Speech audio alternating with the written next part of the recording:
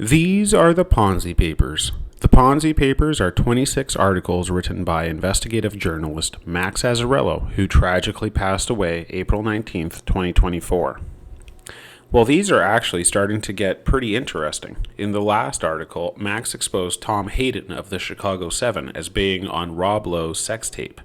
In this article, he outlines how cryptocurrency is a Ponzi scheme, which after FTX is something everyone is a lot more concerned about. I learned about Max spreading pamphlets and wondered what they said. I couldn't find anything on YouTube about his theory, so I decided to read his articles from Substack and Instagram here. As the narrator, I do not endorse or support anything he writes and do not claim any authorship. I simply find his writings interesting and wanted to share them with likewise-minded individuals. I am not a professional YouTuber. Please forgive my poor production quality. Here are Dipshit Secrets of Our Rotten World, a summary of the world's largest conspiracy, posted October 11th, 2023.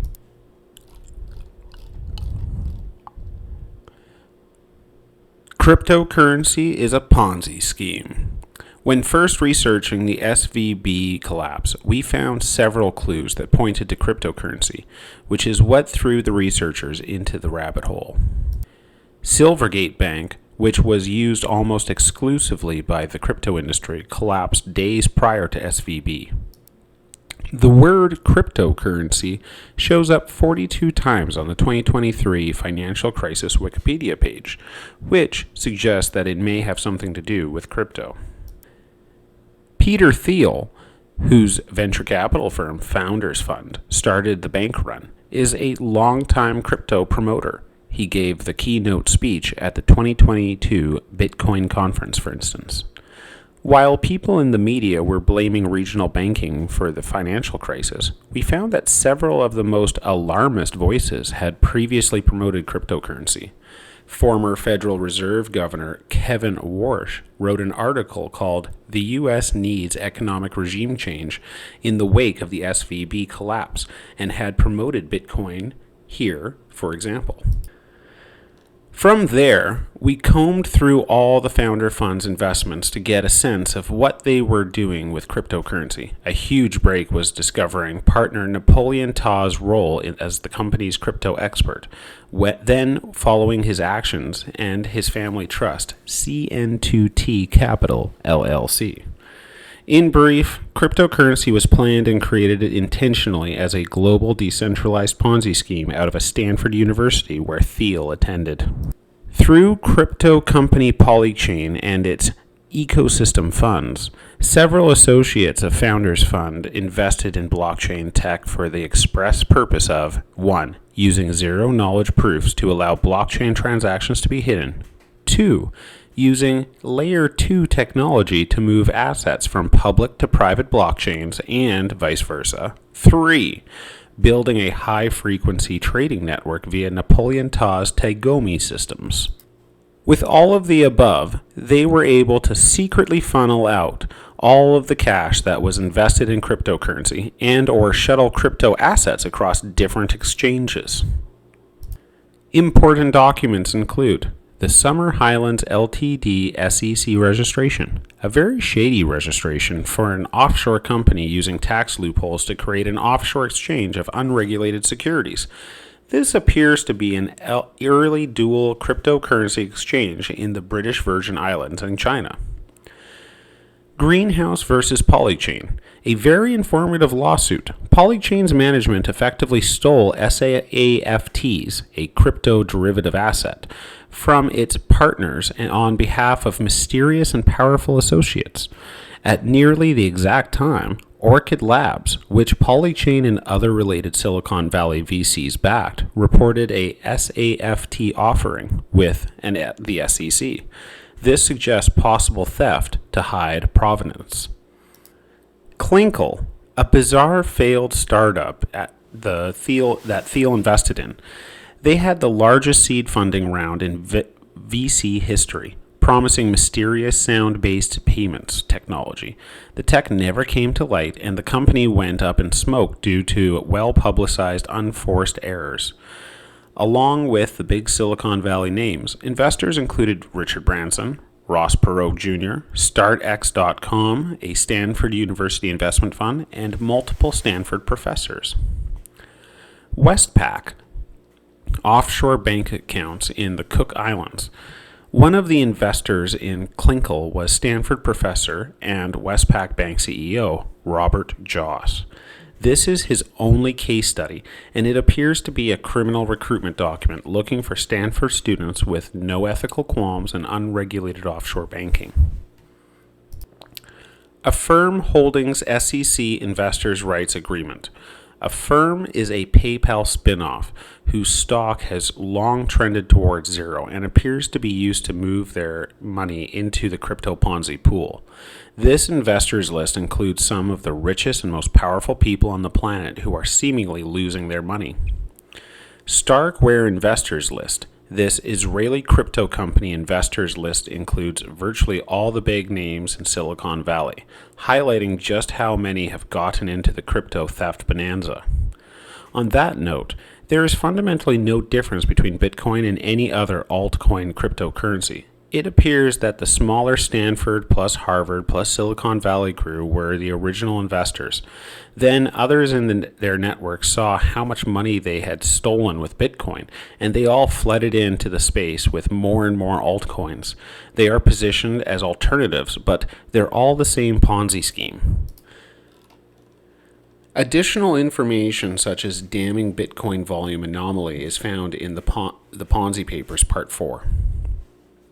Big Ponzi players.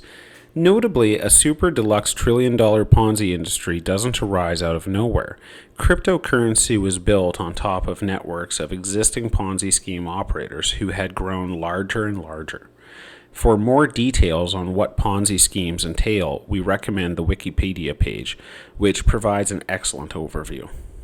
Not covered in the booklet is what makes for good Ponzi schemes. Since the goal is to get victims to invest in something fake, they need to be investments that you can't see or that you can fake evidence for. Among the hundreds of Ponzi schemes we identified, we found a few flavors. The first is far away Ponzi schemes, where the investor would never actually see where the investment is occurring.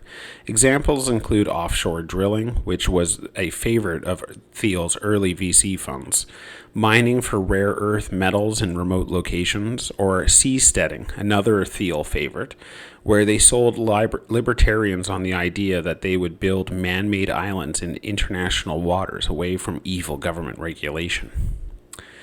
A subset of these are adventurer Ponzi schemes, favored by Richard Branson. Virgin Galactic promised to take people to space, but the company failed. Virgin Oceanic promised to take people to the deep sea, but never did.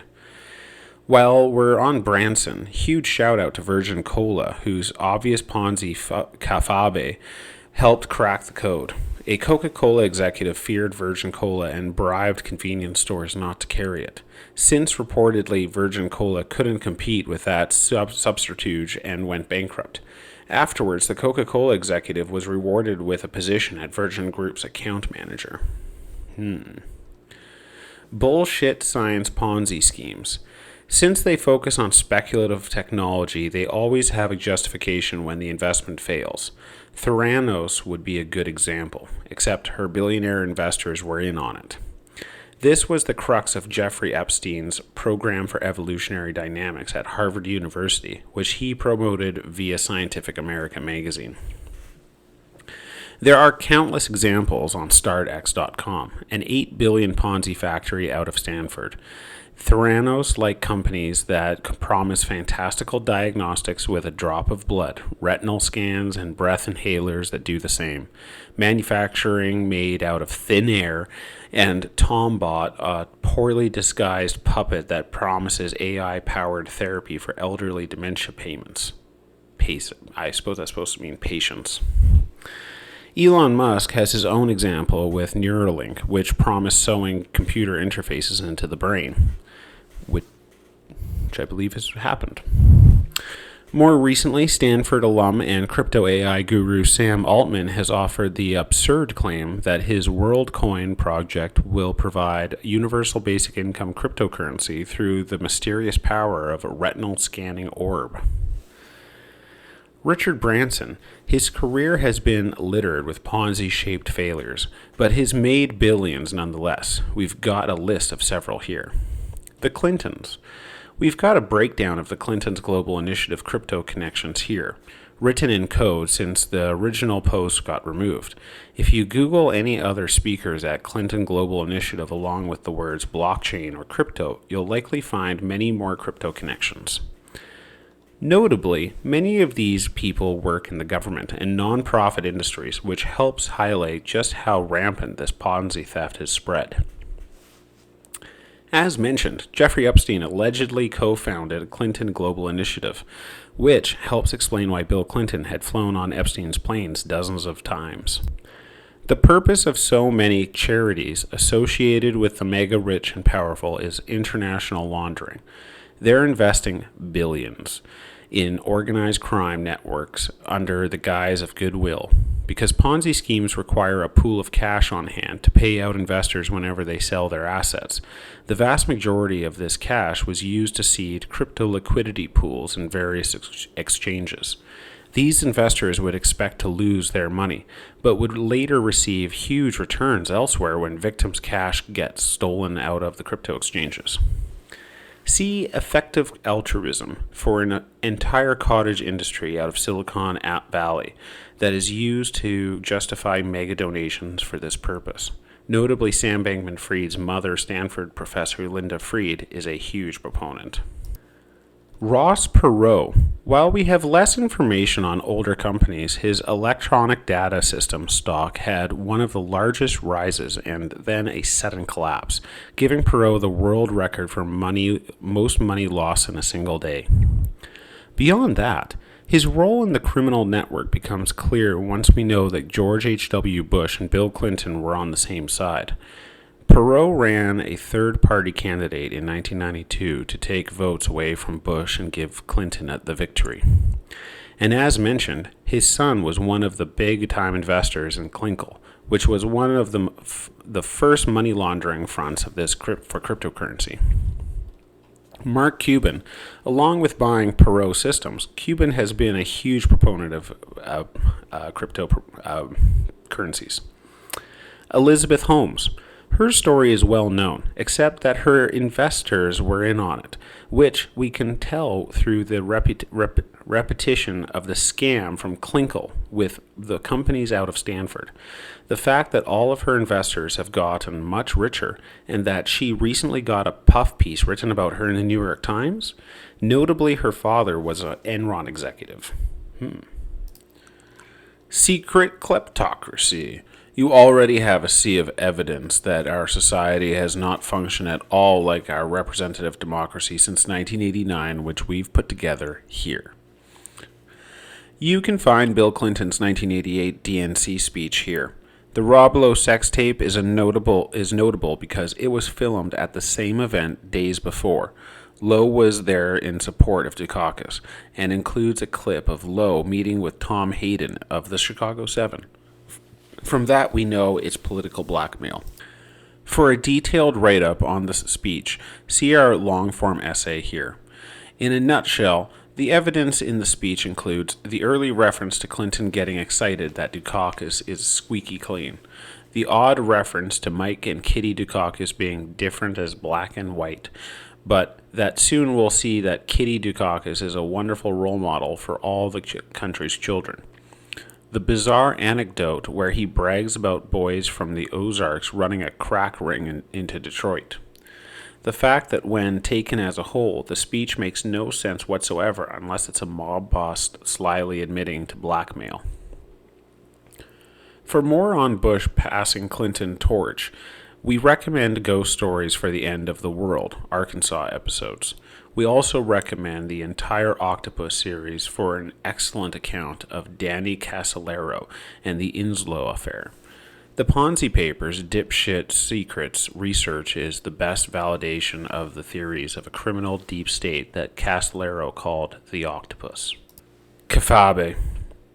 Throughout this research, it became clear that many lies in the media were being sold as truths, blaming the SVB collapse on regional banking but secretly promoting crypto. Klinkle's failure had a very convenient justification of their failure, where images were leaked of the CEO, Richard Branson, setting money on fire. Richard Branson's Virgin Cola decline, mentioned above.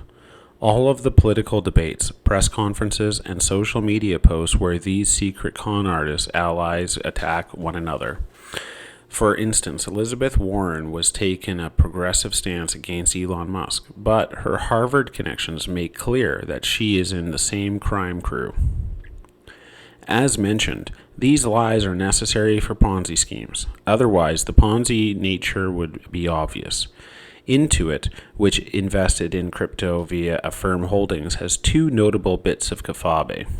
First, Stanford law professor Joseph Bankman, father of Sam Bankman-Friedman, and likely one of the architects of cryptocurrency, has taken a public stance against Intuit, promoting simpler tax returns. However, when we know that they both have connections to cryptocurrency, we recognize this as kaffabe, intended to make them seem like enemies. Second, Intuit has been notably pro-trans, even as Budweiser and Target suffered fake, or at least infinitely less impactful than reported, anti-trans and anti-LGBTQ boycotts. It's highly likely that Intuit is doing this just so they can justify the loss of billions that they stole out of the Intuit via the crypto theft, with a fake anti-trans boycott. Another important propaganda technique is the theory of bullshit developed out of Princeton University. The liar cares about the truth and attempts to hide it. The bullshitter doesn't care if what they say is true or false. Notably, bullshitters include Donald Trump, Elon Musk, and Peter Thiel. By mixing truth and lies, we have no concern for either. These criminals help create so-called post-truth America. They give everybody different slices of truth and lies to help divide us into our online social tribes. Once they get bullshitters bullshitting at one another, the public can no longer tell which way is up and the actual truth. That they're all supervillain con artists remains hidden. When shit hits the fan, we know there will be an economic collapse because trillions of dollars were already stolen out of our stock market and it hasn't yet been revealed. And when we know it will be soon, because the March 2023 bank failures signaled that they were no longer investing in the crypto Ponzi pool. It is now exclusively trending downward and will go insolvent at some point before long. Therefore, they'll need one hell of a fireworks show just to justify it. We know that the Titan sub will play a role because there is no video evidence it can go to deep sea, which all successful adventure tourism companies would have. Meanwhile, people in the crime network all offered up statements that it was legitimate, if not safe, including a Simpsons writer, a Navy officer, and a friend of Richard Branson. Meanwhile, it looks precisely like Branson's Virgin Oceanic Ponzi scheme mentioned above. Meanwhile, there has been a spread of Titanic conspiracy theories over the past few years. Once we understood that all the main characters of Pizzagate and QAnon were in the same group as financial criminals, it became clear that they did this to spread misinformation and have a public produce their own.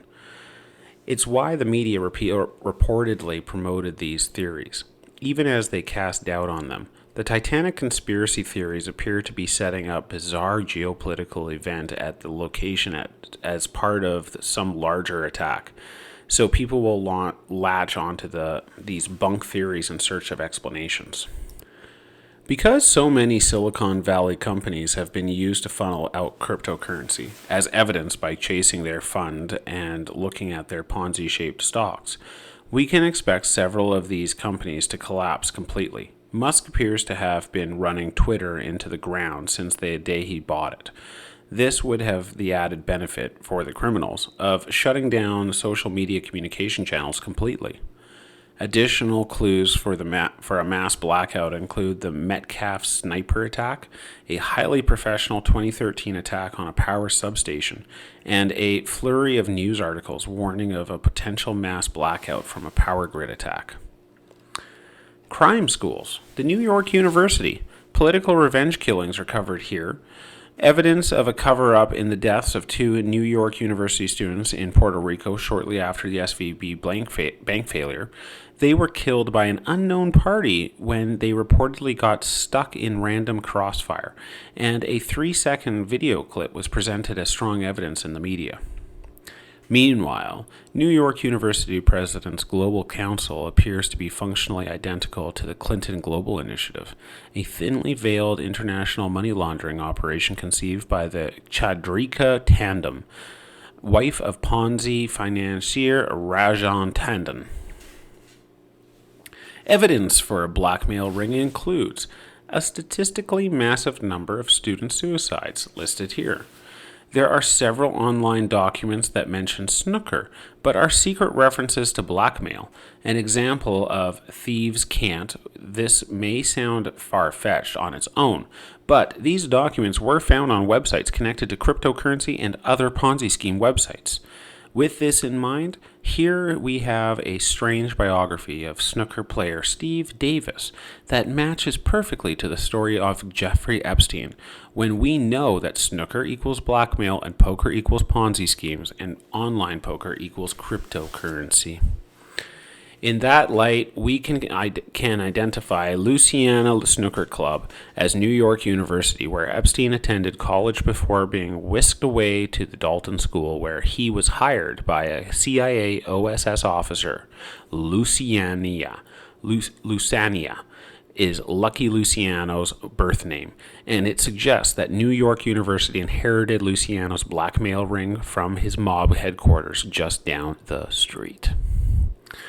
This theory was confirmed when we read the referenced book How I Play Snooker by Joe Davis, which costs a staggering $300 for a used copy. Sure enough, if we read it of the mind that it's a coded blackmail guide, we were given an excellent introduction for how to blackmail somebody. A brief key: the blackmail artist is the snooker player. A cue ball is who they present as to the victim. The object ball is the victim. The distance between the two balls represents how close or distant our relationship is with the victim. The screw shot is the reveal where the victim's trust is betrayed for the purpose of blackmail. University of North Carolina at Chapel Hill. Student body president Eva Carson was reported murdered by two thugs from the hood who had carjacked her. Notably, the only evidence of the murder itself is hearsay. A friend of the two said they had told him all the details of the murder and got a federal drug charge reduced for his testimony. This should be completely inadmissible in court. The fact that it's the only evidence strongly suggests a cover-up. Once we know about Bill Clinton's sly admission of blackmailing Governor Dukakis, we can see UNC President and former Clinton Chief of Staff Erskine Bowell's speech at the Eva Carson's memorial in the same light. He is stifling a laugh throughout and makes several curious statements and gestures, with one evoking her face being ripped open with a shotgun blast. Additionally, the introductory audio clip of Eve ends with a jarring cut implying that she wants to take from the needy. In the video, we're given the same motive as the Dukakis blackmail. Carson was assassinated because she was a noble, honest public servant who fought for her student body, demanding that the board meeting to raise tuition rates be opened up to the public. Additionally, once we know just how often high-tech biomed is used for Ponzi schemes, it appears that UNC President Holden Thorpe, who has hand-picked by Bowles, has made a career in Ponzi schemes. The Simpsons and mass media propaganda. While The Simpsons can't obviously collectively brainwash the masses on its own, it's just one example created for this specific purpose. We find similar goals of instilling fear and partisan division throughout new media and daytime television. We are bombarded with messaging with the express purpose of dividing us and instilling learned helplessness. It's a cult leader tactic on a global scale. Simpsons creator Matt Groening revealed his hand on the cover of a very first issue of Life in Hell, his pre-Simpsons comic book. He said, "What you see is what you breathe." He called it Life in Hell. He's telling us we're in hell world so that we'll believe it. Another example is the Simpsons movie, which primed us all for COVID, an unexpected global event that we're all too dumb and divided to do anything about, while we must accept the unknowable power of our almighty government. Other criminal propaganda examples include Stanley Kubrick, Dr. Strangelove, or How I Learned to Stop Worrying and Love the Bomb. Ever wonder what that bizarre subtitle is about? I is the public. He's such a cocky supervillain that he's telling us he's brainwashing us. Making a beloved comedy about nuclear war was done so we'd get comfortable and complacent and ignore the very real threats of endless militarization and the arms race. A Clockwork Orange shows us ultraviolence mixed with happy-go-lucky singing in the rain, and then offers the preposterous theory that forcing someone's eyeballs open and exposing them to ultraviolet media will make them less violent. Full Metal Jacket, more black-pilled ultraviolence. Eyes Wide Shut. Like an early version of QAnon, it promotes the absurd theory that the world's elite are all evil, bizarro ritualists, when the truth is that they are just the world's worst financial criminals. Note the title, it isn't Eyes Wide Open. Steven Soderbergh directed Contagion to prep us for COVID by letting us know that a pandemic could play out exactly as we were told at a wet market in China. His films, The Panama Papers and She, both completely neuter their subjects to serve the CIA interests. He often works with George Clooney, who is a close associate with the Clintons and Richard Branson, and whose films align perfectly with our government's interests. Clooney also once received a blowjob from Ghislaine Maxwell. Beyond specifics, consider how daytime talk media and news has transformed into nothing but divisive, partisan fear-mongering that repeatedly tells us to oppose our fellow man, to be afraid and helpless at the state of the world, and to buy consumer comforts to deal with our sea of problems. The meme accounts are everywhere and are best recognized scrolling through many of their memes and noticing precisely the same themes ad infinitum. A few off Instagram include their covering problem child, shithead Steve, and mindset of the rich, which also promote lots of Ponzi schemes. The truth about 9/11. We didn't dig deep on this, but realized it slotted perfectly with what we knew about all of their other supervillain level crimes.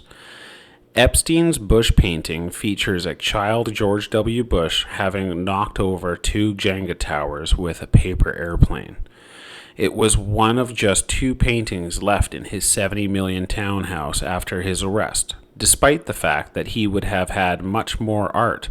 It was an intentional fuck you from our government, daring us to see the truth and laughing at how invincible they felt. Between that, the truth about COVID, the popular belief Bush did 9/11 memes, George H.W. Bush's known ties to Osama bin Laden in Saudi Arabia, and the wretched criminal lies across our media, we feel this has been proven beyond a reasonable doubt. The truth about COVID. Once we became expert at recognizing Ponzi stock charts and realized how many trillions of dollars were funneled through half the stock market, this one was proven. Even if COVID hadn't happened, there would still have been the same massive anomaly in the market.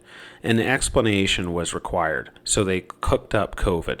They unleashed a deadly pandemic to help facilitate the theft of trillions of dollars from global public.